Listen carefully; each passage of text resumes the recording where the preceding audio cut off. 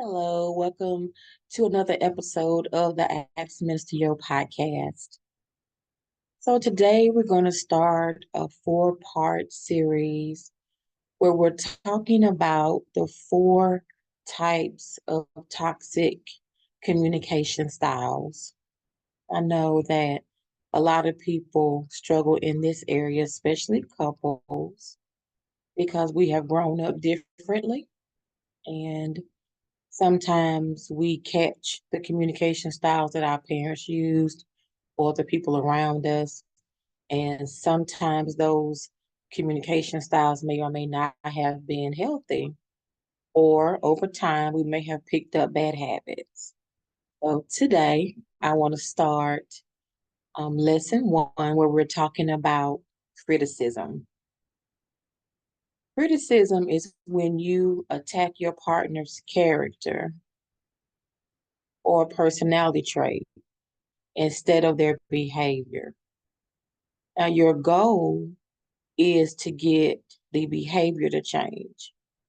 But because this is a toxic way to communicate, you're going about it the wrong way. You want to complain about a behavior, but instead, you're actually criticizing the person's character, which is not cool.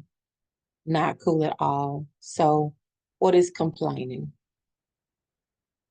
Since this is the opposite of complaining, what is complaining? So, complaining is a statement about a behavior. For example, let's say that I want my spouse to not leave shoes in the middle of the floor. I want that behavior to change. So, I want that behavior to change. So, what I need to do if I'm complaining, I need to make a statement. Now, before I make this statement, I need to keep in mind that he's my husband, not my child. So my tone is very important.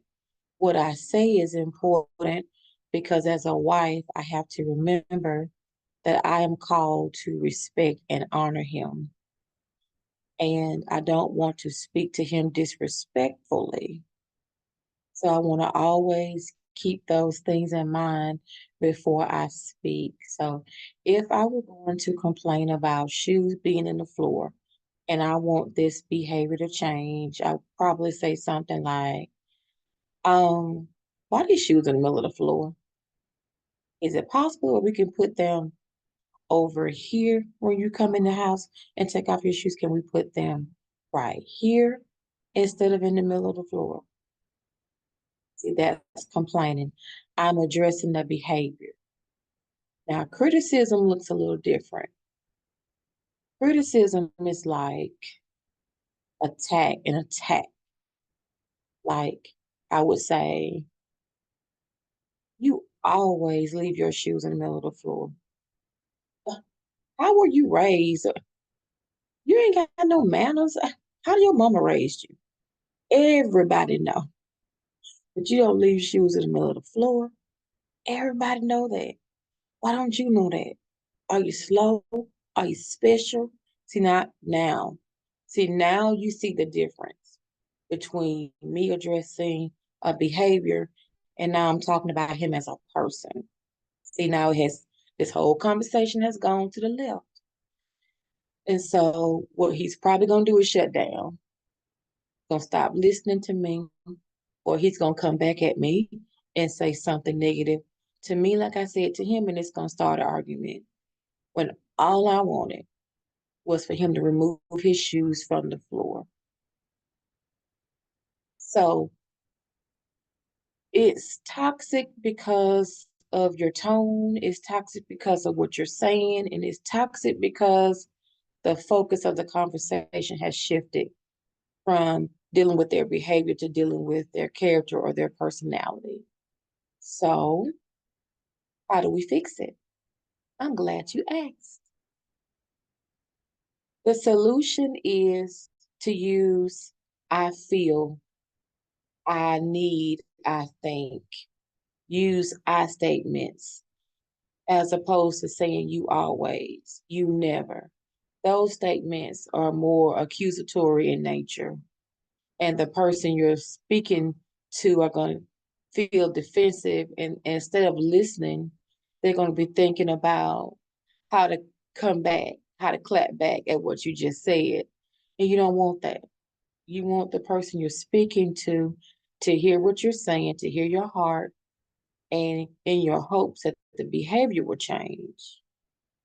But you can't talk to them critically, because that's going to shut them down and you're not going to end up getting what you want.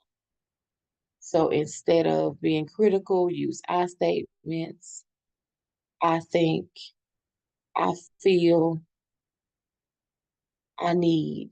I need you to not leave your shoes in the floor because it's a tripping hazard, and somebody walking not paying attention may trip and fall. That sounds way better than you lazy, you slow. Why can't you remember to do this? Sounds way better. And you're more apt to see a change in behavior when you speak to your spouse with respect, and vice versa. If it's a husband speaking to a wife, when you speak to your wife in love, you're more apt to see a change in behavior as opposed to criticism. I hope that made sense. That's all for today. Next week, we're going to talk about the second type of toxic communication style, and that's criticism. Until next time, go in God.